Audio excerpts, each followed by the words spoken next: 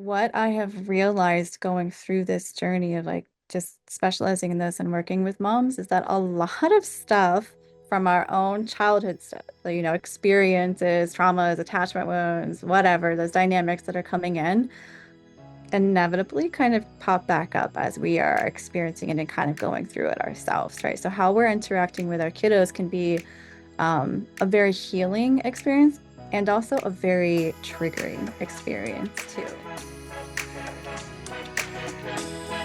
Welcome back to the You Need a Counselor podcast. This is a show presented by Heart and Solutions Counseling Agency. We release new episodes every Sunday at 5 p.m. Central and encourage you to batch up that laundry, put away the dishes, plan for the week ahead, or do any other task that might seem daunting while you give our show a listen. You might just be encouraged to call your therapist, connect with this week's guest, or seek out those services you've been considering for a while but haven't made the commitment to yet. If you are in the state of Iowa and are in need of mental or behavioral health counseling, give us a call at 1-800-531-4236. Enjoy the show. Hello, and welcome back to the You Need a Counselor podcast. My name is Dr. Julie Johnson. I'm the president and founder here at Heart and Solutions, Mental Health Counseling and Behavioral Health Counseling in Iowa. And I'm Krista Hunt. I am our vice president in charge of the Behavioral Health Department. And this is our podcast, You Need a Counselor. And our mission is that we are designed for people curious about counseling, but have barriers keeping them from experiencing the benefits of counseling. Our mission is to share stories about counseling, good, bad, and indifferent, and spread the message that everyone can benefit from mental health and behavioral health counseling services.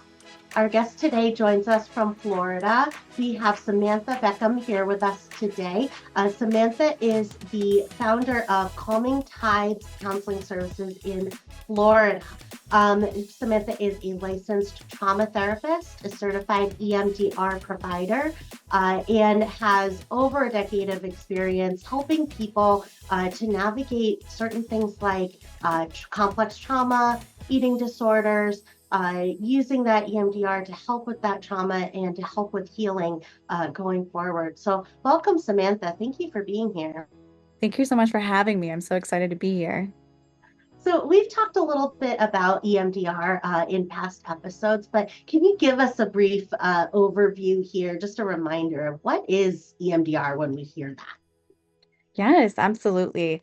Honestly, it is it might be a little biased, but it's such a great technique to use. It originated with complex trauma, and then it's just kind of grown and become something that can be used with so many different diagnoses or struggles that are coming up. But what it is it allows us to go in with bilateral stimulation, which can be with eye movement or tapping, to go into any kind of deep-rooted negative information or negative experience that somebody's gone through and helps us fully process through it so that we're kind of essentially getting it unstuck from our minds and allowing it to come to some sort of resolution or to make peace with it or get closure with it, so that if we're reminded of similar experience, that it's not constantly kind of coming up and flooding our nervous system and we're not having a similar emotional or physical reaction to it. So it's pretty amazing. Yeah, can you give us some examples of, I know you're mentioning complex trauma, like what is the difference of trauma or complex versus complex trauma and why people might seek out EMDR counseling? Yes, such a great question. So for the differences, so trauma can be seen as something that maybe is like a one-off incident, maybe a car accident, or you had a grief or loss of somebody that you're recently going through. Maybe you went through a hurricane or something like that. That's kind of a traumatic experience, but it ended in that moment, right? But then you're still having those lingering emotional, mental reactions to it afterwards. Whereas a complex trauma is something that is reoccurring frequently and it might feel like smaller incidents. However, they add up and they become more complex because they're piling on top of each other and can sometimes take a little bit longer or be a little bit more complicated when we're trying to process through or work through those. And that could look more like if you're in a toxic or unhealthy relationship, if you had childhood abuse that was ongoing and reoccurring, even some experiences of being like bullied for long periods of time throughout, middle school, high school, something like that. Those are going to look more like those complex traumas, and even more attachment wounds are going to kind of fall into that. If there's, emotional, physical, verbal abuse that's coming up from parents or caregivers, that will kind of fall in that realm of complex trauma too. Yeah, I really like the analogy that I've heard of complex trauma is kind of if trauma processes through like a river, complex trauma is that river with sticks and rocks and logs kind of in the river, in the water, kind of blocking and deterring some of that processing through our system that naturally does process those traumatic experiences.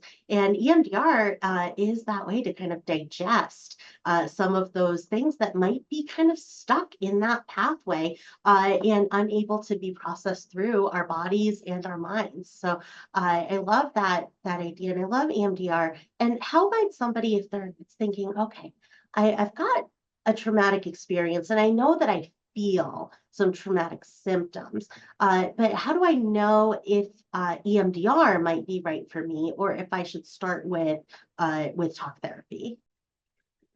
Well, I think, and again, another great question. I think ultimately EMDR, if we're going to the right clinician that is really effectively trained in EMDR, can be really for almost anybody in that sense, because we are the first few phases and stages of EMDR, you're building up to that. You're doing a lot of that history phase, making those connections. You're doing the preparation phase where you're learning skills and resources to kind of lay that foundation to be able to feel prepared and confident to go in and process through and unclear that river, essentially get all that stuff unstuck so that it's flowing more fluidly, right?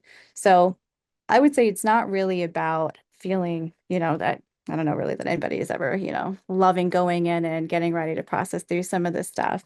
It's just about finding, I think, that right fit so that they'll meet you where you're at in the process. If they're feeling like, okay, maybe you have already had talk therapy and you're going in and you already have a lot of that good foundation, the knowledge, the connections, the awareness in there, you're really able to regulate, but it's just feeling like there's something still stuck, right, in that moment, then that's okay to start there and they'll meet you where you're at. However, if you're coming in and you're new to therapy, um, or just haven't been in a while, they'll meet you there too, and they'll kind of say, okay, well, let's build up some resources. Let's make those connections. Let's make sure your nervous system is prepared and can kind of tolerate going back and processing through and clearing that stuff out. Because I think that's a big part of this too, is that some people are afraid to go in because they're like, oh, well, I'm going to have to go in and immediately jump into that stuff.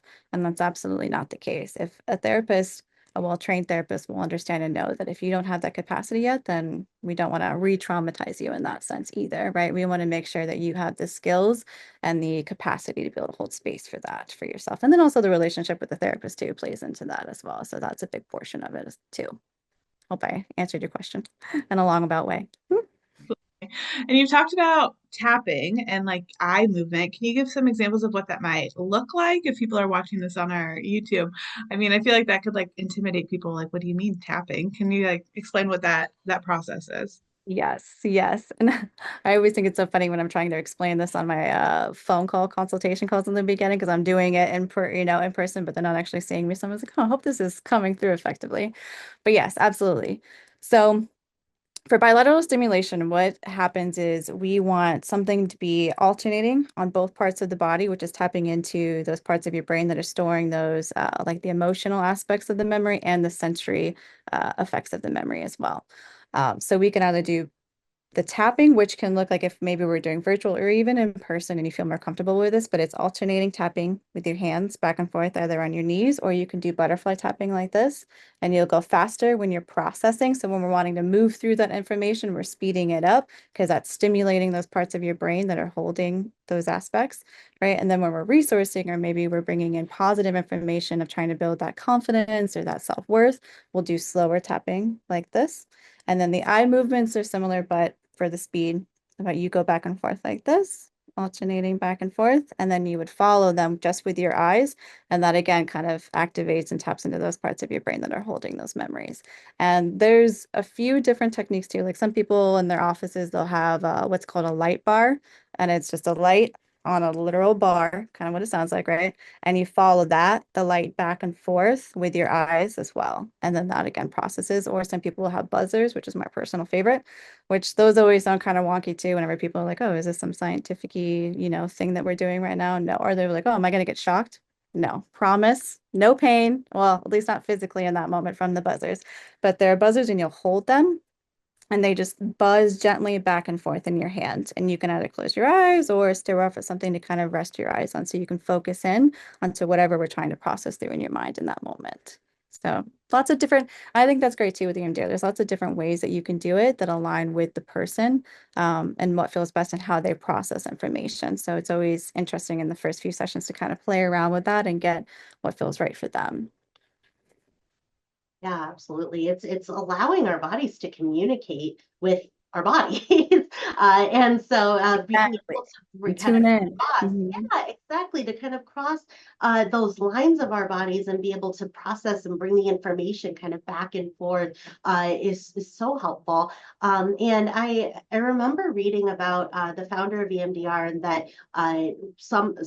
The initial kind of idea was they used to go for these long walks through the woods and then they would see the trees, right? And they would kind of look back and forth through the trees on their walk, and then started to do a lot of study of, okay, is it the walk that's helpful, right? Is it the looking back and forth at the trees? And I remember as a kid, as soon as I could see, well, when I was very, very young, I'd sit in the back seat of the car and I couldn't see anything out the windows. But I could see like trees and I could see telephone poles along the sides of the road. Yep. And I remember playing a game in my mind to pass the time in the car because we didn't have phones or anything. And so where I would like pretend I had a imaginary thread and a needle and I would loop around the tree on this side and then around the telephone pole on that side and around the one on this side. And I just think it's so interesting because I think that so many of us kind of have that natural tendency sometimes, like and to do kind of a self hug, right? Or to tap on certain parts of our bodies and having that feel. So I think that there is so much to that. And there's so much research now that backs that. But I think that even as we're hearing that and going, okay, what is this? A lot of us can kind of pull from those kind of earlier experiences and go, yeah, there's something to that because I felt that just in my natural world. So I just think that that's wonderful. And I do love how much preparation goes in before going into those specific situations or those specific beliefs that might be those giant rocks in the middle, right? Or those trees that are down. Exactly. Yes. Before we're even going into the river, we are laying the groundwork, right? Let's learn how to swim before we even go to the river, right? And I think that that is so powerful. And I love that you brought that up. That hey, if we're having troubles even with the skill of let's be able to swim in the river, let's be able to stand up while we're in there. Yeah. We don't have to go to the river until we're ready to go to the Yeah. river. Exactly. Yes. And I think that's also important, like you're saying, for people to recognize too, because I think that can be one of those points that deters people sometimes from it is obviously the stuff, well, some stuff that people have gone through can feel very heavy and scary. We've been practicing pushing it down and, compartmentalizing it for years and years. And now all of a sudden we're coming in and we're wanting to process through that, but also those defenses and those parts of us that have been protecting us from that are hesitant to step aside or, to come down. And we definitely want to put out there that that's not going to be that immediate thing. We want you to be able to feel comfortable and safe coming in. So yes, we do a lot of work before then until we're all both on the same page and feeling comfortable and prepared. So yeah. Yes, and so you work a lot with clients also on body liberation. And can you tell us what is body liberation and how do you use that concept to help your clients? Yes. And really, it's such a beautiful thing because it's being able to just own and accept and feel you know, um, liberated in our bodies to where we can just kind of show up as we are and not be okay. And it comes from different angles. It can come from weight, color, hairstyle, all these different things and physical aspects of our bodies that we get to just kind of work on honoring and being okay with. And it doesn't necessarily mean we're going to love it every day, all the time, because we all have our, body image struggles that come up, but it's allowing us to heal any of these past negative beliefs that are maybe holding us back or shaming us or telling us that we're not good enough or that our body or that we're not worthy because of how our bodies are showing up or taking space in the world. Um, that allows us to kind of step into that body liberation of just feeling safe and comfortable that it's okay and we're worthy despite what, the world or society is maybe telling us otherwise about our bodies. Yeah. Do clients who are seeking treatment for body liberation, is it more talk therapy? Is it also EMDR? What kind of interventions do you utilize in those sessions? So I would say, I mean, well, predominantly I do use EMDR pretty frequently for all my clients. But it can be a little bit of both. It can be talk therapy of just letting them come in and holding that space of the different experiences that they've gone through in the world, just growing up until, the now, the present, where they have felt some sort of shame or judgment or lack of acceptance because of how their body looks or functions or whatever that struggle might be. Um, so honestly, sometimes that can be the first step. It's just allowing them to come in and have somebody just kind of be able to validate and kind of, hold space for that experience that they went through, because that's not something that people feel very comfortable talking about very often. They don't always have that space to go to.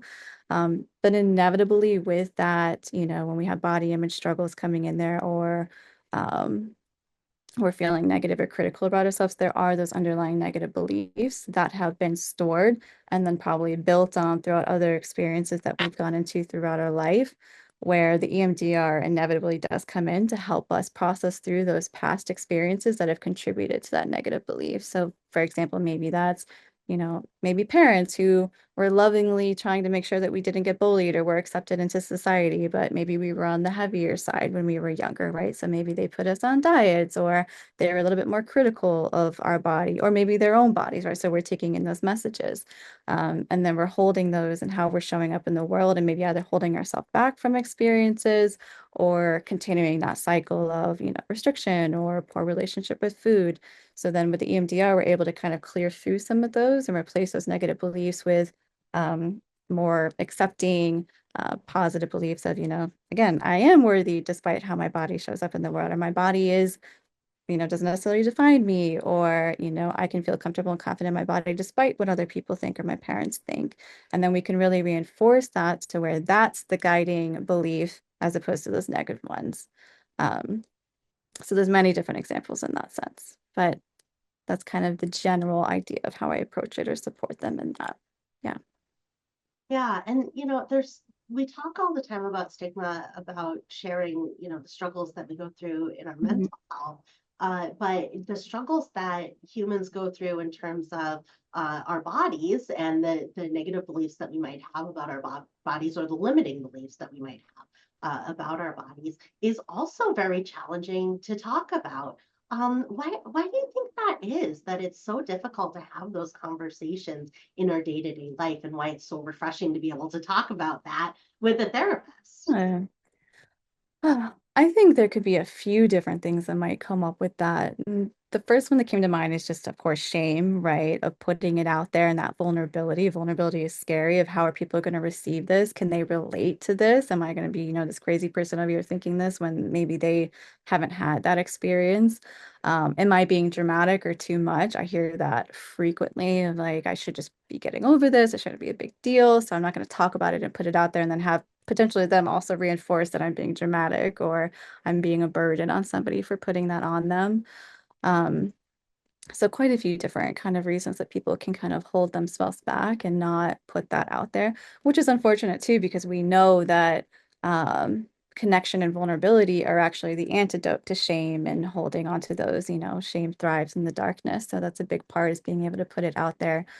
But I think also a lot, if we're being told to kind of suck it up or pull it together, depending on what messages we've gotten through about, based on how to handle or express emotions, then that's also going to reinforce, people don't want to hear this or, people can't hold space for this, stuff like that. So lots of potential rejections or disappointments or, hardships that could come up that our brain are, relaying back to us for those reasons.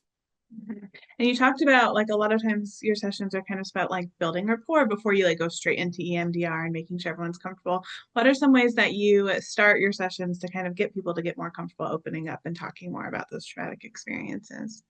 Hmm, that is also a good question. Let's see. So for that, I mean, I think it's really just about, let me think of that one for a minute.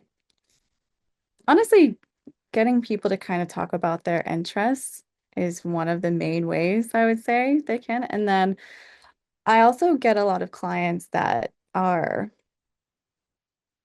maybe at a similar place in life. Like I'm a mom too, and I work with a lot of moms, like young moms and stuff like that. So that's always kind of an easy way to connect and relate of I get it. I know I can also connect on a lot of the similar experiences and things that they're going through. So I'll kind of subtly express some of that in there. Not always, because obviously we want to monitor. The session's not about me. Um, but being very gentle and just kind of letting them take it at their own pace too. I think I always start out by saying, you don't have to share anything that you're not ready to yet. And I'm always open to feedback if anything's not feeling comfortable or safe. And I think that gives them a good end to feel more comfortable and safe that they can say these things and there's no judgment and they're also not pressured or there's no expectation to come in and show up a certain way. And I always make that very clear in the first few sessions too, that you just get to come in and wherever you're at, that's where we're gonna take it from today. And that's okay.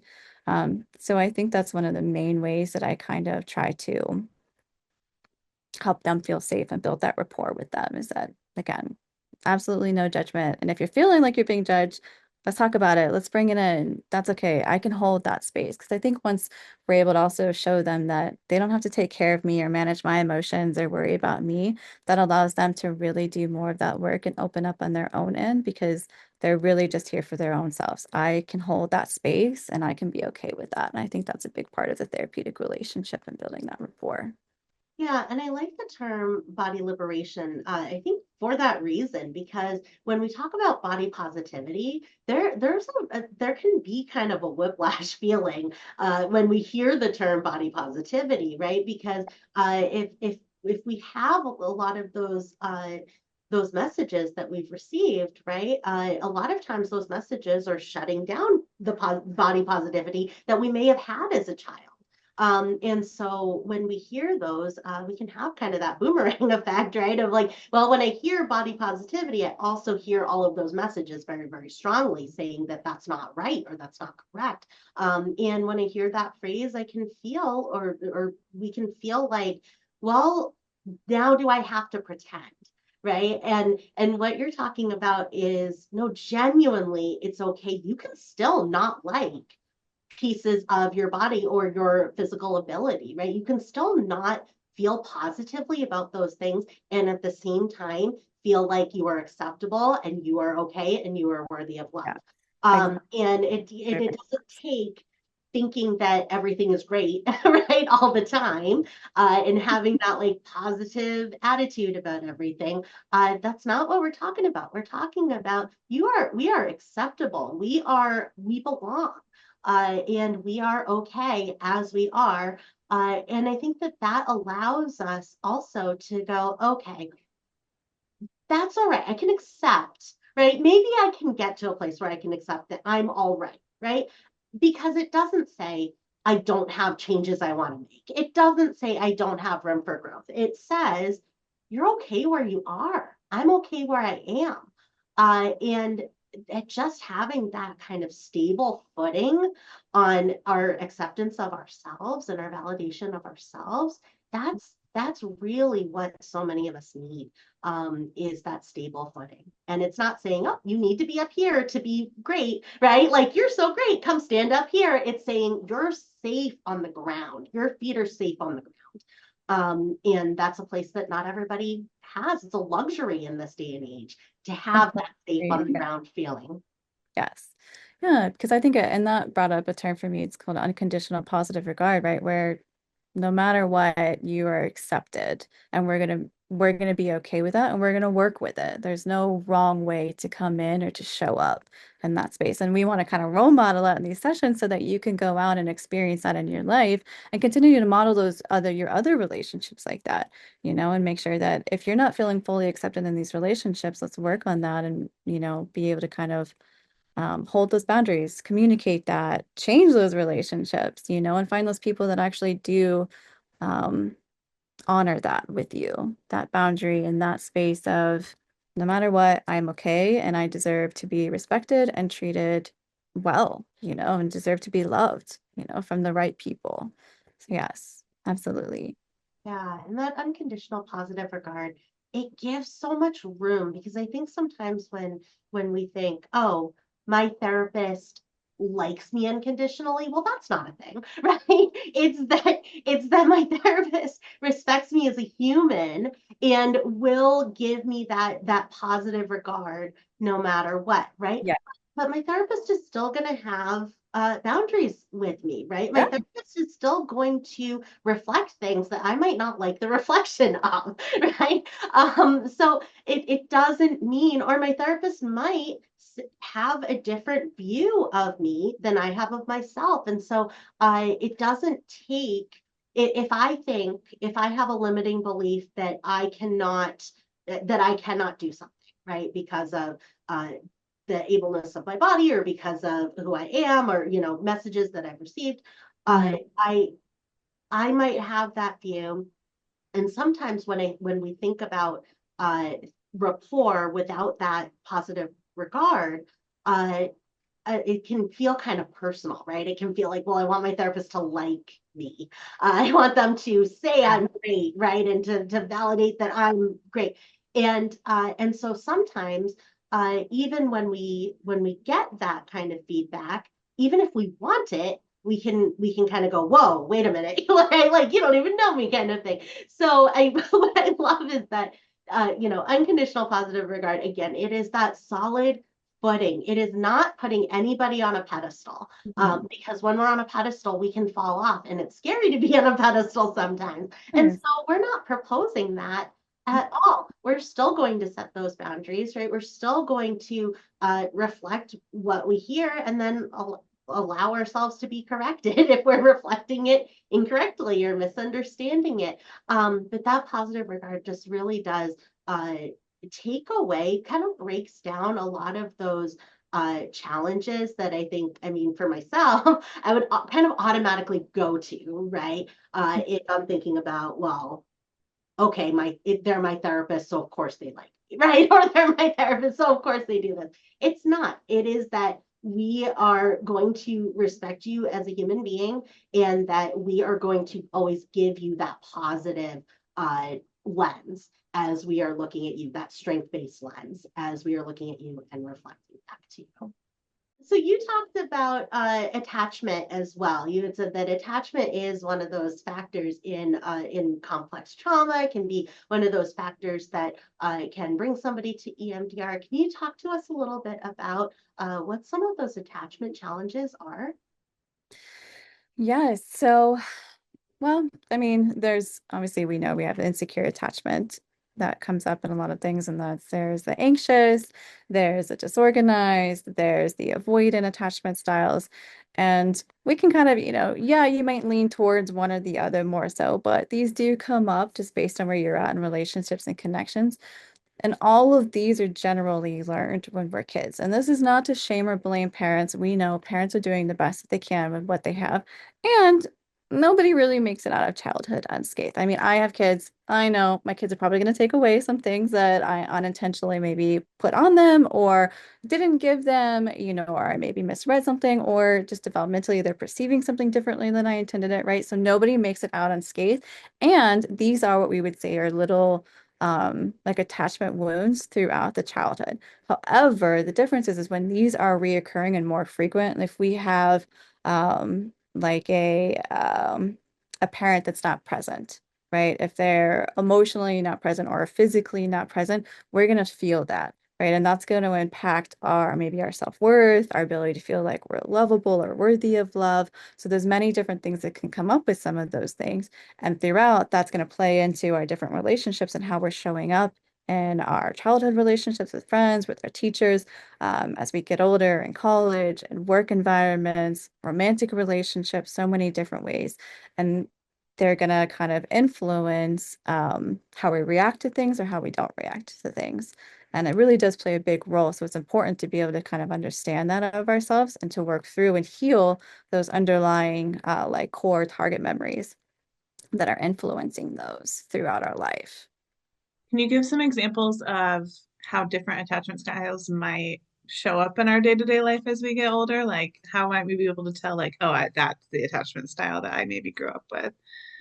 Yes, yes. So let's start with our avoidant attachment style. This one can be when if you're in a I mean really if you're in a romantic or a platonic relationship and maybe somebody starts to go through something a little bit more emotionally taxing and they're starting to reach out to you or text you about this and you're starting to feel that inner pull of like, oh, I'm feeling uncomfortable or this is too much or maybe we're getting too close, I don't want them to rely on me for this or I don't know how to handle this. You might start pulling away. Maybe you're texting them less, maybe you're ghosting them a little bit more. Maybe you're finding yourself frequently changing the subject. Maybe you're just not friends with them at all anymore, right? Or you in that relationship. That would definitely be a little bit more of that avoidant attachment, right? Where we're kind of removing ourselves, we're keeping those people at arm's length. We have a lot of difficulty like going deeper into things with people, we're maybe not going to ask them about how they're feeling, or we're not going to want to get that deeply attached to them and be more vulnerable with them because there's this fear of maybe getting left or getting hurt or being disappointed or rejected, right? Or us maybe messing it up and then them leaving us. Um, and then for our anxious attachment style, and that one's going to come off as needing a little bit more reassurance in our relationships. Maybe if we're finding that our partner isn't responding to us quickly enough, and we're like, oh, what if they don't, care about me anymore? What if they're talking to other people? And we're finding ourselves getting into a lot of those what ifs, those doubts, feeling like maybe we're not good enough, or again, they're going to leave us, or they're not as interested as we are. So it's like little things like that that are going to start popping up. Maybe we're starting to check in and be like, hey, like seeking that reassurance of, like that self-doubt with questioning them and their feelings for me, or um, wanting to be with them all the time and not feeling comfortable if they're like away for long hours. That would definitely be a little bit more of the signs of we're anxiously attached to them and we're needing them for that validation or to feel okay and secure with ourselves. Disorganized is a little mixture of both, where it's very much push pull. So maybe 1 minute we're, not wanting to anything to do with them and we're yelling at them, we're pushing them away, but then the next we're, wanting to kind of forget all of that and crawl into bed and snuggle or cuddle or do whatever, right? So it's very, it's like a whiplash. It's back and forth. 1 minute we're really close, we're wanting to have all of these deep conversations, and the next we're maybe gone for a few months, stuff like that. So that one's a little bit more inconsistent and unpredictable in that sense. Yeah. Those different attachment styles are so interesting when we go and we look at which one feels like the way that I might respond right in a situation. And when we give a certain situation, like having an argument and the person leaves, Mm. and we go through the different attachment styles and we go, okay, what feelings might come up given each of these attachment styles? And then we go, oh, okay, why might I have this certain attachment style, right? Because what I really love about them is that they are our kind of instinctual, right? So go-to response, but they're also not the way that we have to respond to things. And so I love being able to identify those things in ourselves and then also be able to go, okay, this thing happened, right? I had an argument with my partner, or I had an argument with my coworker.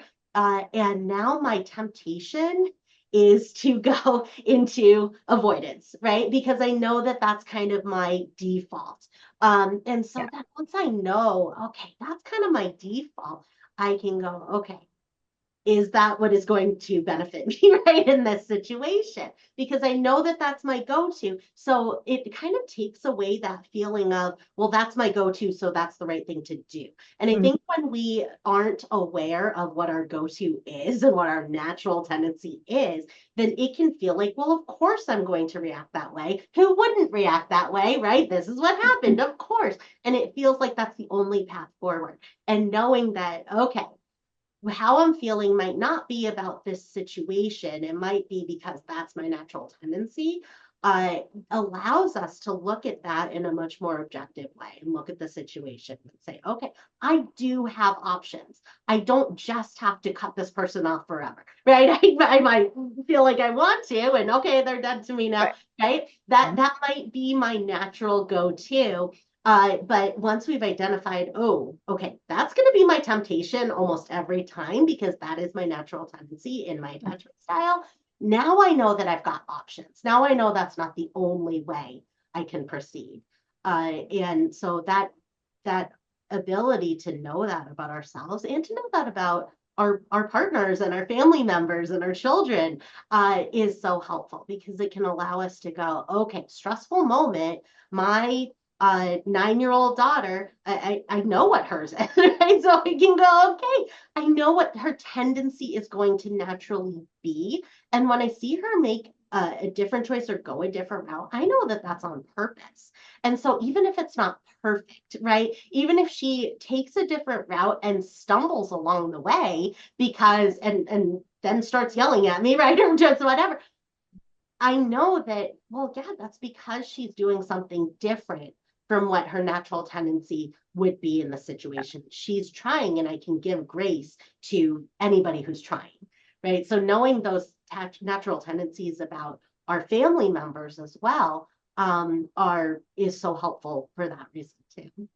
Yes, absolutely. And I also want to add in there too, I think it's also important to realize that you can always kind of come back in as you're working through these things and recover after. If you didn't do it as, up to par as you would have ideally liked, you can always come in and reconnect and explain that, take accountability, and then continue to grow from that moment too. Like, okay, next time, this is what I'll do differently. Because I think too, it's also always going to be helpful to normalize that sense of guilt. If you're feeling that guilt, it's okay. Guilt is actually a good feeling because it tells us like, okay, that didn't really align with, maybe my values, my morals, my ethics. So I would like to do something different. So let that guilt kind of motivate you to make that change later on and recover the situation. And that's okay. We're all human. And like you're saying, right, if this is something that, we learned earlier on, it's going to take some time to shift those habits and those behaviors of those automatic responses that are pulling us to give in, because that's what feels normal and comfortable. And stepping into the discomfort of doing something different is hard. It's not easy. So yes, lots of grace, lots of just recognizing that you're humans. And if you're trying, then that's the good, definitely first step. And then I also saw that you said you work with a lot of moms and maternal mental health. Can you kind of talk about some of the reasons people that are that moms might come to therapy and search you out for services too? Yes, yes, absolutely. So this is definitely a big passion of mine is supporting them because obviously I can relate a lot being a mom myself. Um, and what I have realized going through this journey of just specializing in this and working with moms is that a lot of stuff from our own childhood stuff, experiences, traumas, attachment wounds, whatever, those dynamics that are coming in inevitably kind of pop back up as we are experiencing it and kind of going through it ourselves, right? So how we're interacting with our kiddos can be a very healing experience and also a very triggering experience too, right? Of if we're trying to feel like we have to prove ourselves or we're not wanting to be like our parents or to do better than them, not trying to not go into our own attachment style stuff of maybe being very reactive or avoidant of the kiddos. So it can be it can be very complex and a mixed bag of emotions that come up with those times. And obviously, being a mom is challenging. Being a parent, really, it's challenging and it comes with its own um, hurdles and, rocks in the river that are going through. So it is important for them to also be able to have that support to work through those things and make those changes because we know intergenerational trauma, right? That stuff gets passed down, handed down to each one. So a lot of them are coming in and wanting to stop that uh, handing down of the, baton. Yeah, and you talked about guilt and how guilt is a very powerful driver for so many people. And if there is a disconnect or discourse between how we feel that we are and how we would like to be and something that we have done, guilt is much more productive than shame. Shame doesn't really get us anywhere, and guilt allows for those different choices and for that healing and rebuilding and mending. And so, there's there's always kind of discussion about mom guilt, and I never really got it until I was a mom, and I was like, Yes. oh yeah, I feel guilty all the time, or I feel guilty all the time, no matter what I'm doing.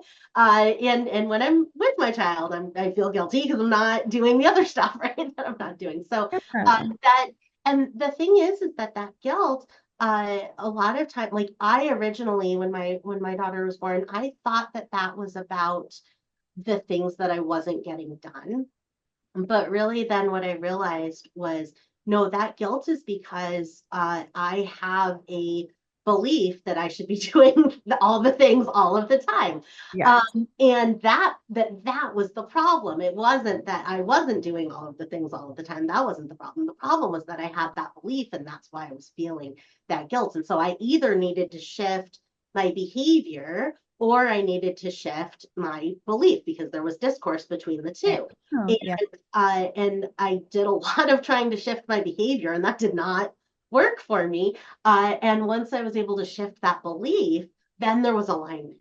And then I was able to have alignment when I was working and not with my child. I was able to have alignment. And when I was with my child and not working, I was able to have alignment between the two because that belief of you should be doing both 100% all the time Hmm. wasn't there anymore. And so it was bumping up against a new belief, which was when I'm with my child, I'm going to be with my child. And when I'm at work, I'm going to be at work. And that was the new kind of standard for me. And that's a standard I can live up to. I can do that. Whereas the previous standard, I could not do. Nobody can do that standard. Yes. So changing those beliefs, so important, especially when our children are little. And I also wasn't prepared for uh, how much of my own trauma came up when my child was the age that trauma happened to me. So when my child was 1 years old, I was like, what is happening to me, right? And she was young, so I thought, well, it's because I haven't slept in a year, right? Or it's because whatever. And so I tried to kind of like normalize that. But coming to realize, like, no, it's because I'm watching. It's like watching ourselves, at that same age and going, oh my gosh, I was really little, right? She's so little. Me at that age is so little. And my husband has just recently gone through that as my daughter's been 8 and 9, or turning 9, has gone through kind of a similar thing. And we went, oh, okay, we know what this is because we went through it when she was 1. It's amazing how our children reflect so much for us and can give us so much insight into ourselves. Yes. And again, that goes back to that healing moment because it does give us so much perspective and allows us to kind of maybe eradicate some of that shame that's coming in there that maybe we experienced at those different ages of not feeling good enough or that we did something wrong or, however we internalized it to be on us or our lack of, or and then when we're able to see like these little kiddos and we're like, no, that's not their responsibility to be managing their anger, their frustration, or disappointment at age 1, 2, 3, no, it's not their responsibility to be, taking care of their siblings or whatever, or getting straight A's, that's also on the parent and how they're showing up and able to honor and support that for them too, and teach them how to regulate or study or whatever that need is that maybe wasn't able to be met. So yes, that can be lots of different dynamics come in there of how that can show up in therapy. Hmm. So, what got you interested in working with people on body liberation and helping people with maternal? I know you said with maternal challenges, you can really relate personally, and so Yeah. that that kind of interests you there. Did you always have an interest in body liberation and helping people with their relationship with their bodies? I didn't know. That one was kind of, I fell into that. So I started out working at a residential facility for adolescents with eating disorders early on in my career. Um, and honestly, I don't know. I was like, I always think of it. Like, I never really thought about how, like diet culture and just, like social media and all those things have such an impact on how we view ourselves and how we show up in this world. And just with, kids too. I mean, these things are starting so early now. I mean, we have elementary school kids that are struggling with body image and just low self-worth because of that, right? But I fell into it and I realized like, wow, this is huge. This is something that, we're all going through. And honestly, I don't think I've had one client come in for other reasons, unrelated to body image or like the relationship with food or anything like that, that hasn't somehow, connected to that on some level where we felt not worthy because of something related to our body or how people have treated us because of our bodies or, you know, our abilities or anything that kind of aligns with that. So fell into it and then it just kind of became this thing that, was an aspect of everything. So it was just a big important thing for me to continue to work on. And I honestly also really just resonated with a lot of things with just friends and family stuff that came up that I wasn't really even aware of, throughout growing up in my childhood, how those things maybe influenced me and how I saw myself and others, unfortunately. Um, and just yeah, just kind of continue to stick with it and everybody, has benefited from it as they've come in through doing that work. So I think it's super important. Honestly, I think all clinicians should really have a lot of insight and an awareness about that because again, it's inevitable, it impacts all of us. Um, so yeah, just kind of stuck with it and I love that work too because it's so um honestly healing on my own to see other people be able to come to peace and come to terms with their own stuff and how they've struggled with that and different traumas that they've experienced because of it that maybe they didn't even recognize were attributed to some of that, and related to how people bullied them earlier on or whatever, even just culturally, right? I feel like that's a big body liberation piece of how we show up differently culturally in that way too. To summarize, there's so many different aspects that it touches, so it's hard for me to not feel like that's something that would just have been important for me to not continue to focus on in my practice with my clients. Yeah, absolutely. Well, if somebody is listening to the episode and any of this resonates with them and they're interested in counseling, but they're kind of on the fence, what suggestion might you give them about starting counseling? I would say don't wait until things are unbearable. If you're already feeling slightly or even thinking like, oh, therapy might be nice, or oh, maybe I could benefit from that. Do it, get in there because it can be so preventative too. It's not just reactive, right? We can be very proactive in our ability to step in, learn new skills, make those connections and heal these things before these big moments in life. Maybe, we have a big plot twist or curveball thrown our way, right? We can already kind of go into that knowing how to handle it and handle it more effectively if we're already having that support and healing certain things or getting those skills, those tools that a therapist can offer us and having that safe space. We've already built that up. So we're prepared for when these things inevitably, right? Life is constantly kind of shifting and we have different seasons. It's going to happen. So it's already nice to have that foundation laid for us and that support system there. That would definitely be my advice. Absolutely. I mean, your practice is called Calming Tides, and I mean, it brings for me that imagery of like, yeah, it's sometimes the water is calm, and sometimes it is not calm. And when the water is calm, we want to be building the boat when the water is calm. So building that rapport and establishing that relationship when the water is calm, building that boat when it's calm is so beneficial because we don't know when the waves are going to start up again. We don't know when the storm is going to come. And when the storm is going to come is not the time we want to be building the boat. We want to have the boat already in there and secured and have our sea legs on us. So Stabilized. yeah, Mhm. absolutely. Just that stability, right? And I think so many people nowadays are looking for stability. We're looking for something Yeah. that we can put our feet down and feel grounded and feel confident. And so I just love the work that you're doing, and I so appreciate Thank you. it out I there. appreciate that. Yes. Yes. Now, do you offer telehealth services as well? I do. Yes, I do both virtual and you can do EMDR virtually too. I get that question quite frequently. So yes.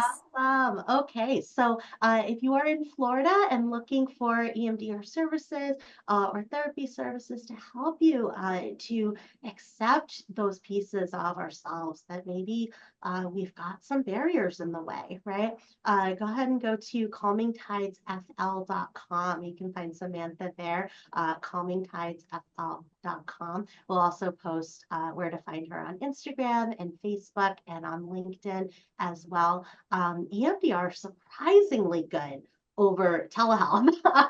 And when in 2020, a lot of our providers that did EMDR, they hadn't done it over telehealth before and were very nervous, like, what is this going to be like? And Big shift. just overwhelmingly translates beautifully to telehealth. So I'm Okay. so glad that you're doing that there as Thank you. well. So Samantha, thank you so much for being here. I am Samantha Bickham and I need a counselor. And I'm Krista Hunt, And I'm Julie Johnson, and we need a counselor. and so do you. Bye. Thank you for listening to the You Need a Counselor podcast. We are so grateful that you're here. You can also find and connect with You Need a Counselor on Facebook and Instagram. If you've enjoyed today's show, please take a moment to like, review, or leave a comment, as all of these things help others to find and benefit from the podcast as well. If you're in the state of Iowa and interested in mental health counseling or behavioral health intervention services, give us a call at 800-531-4236.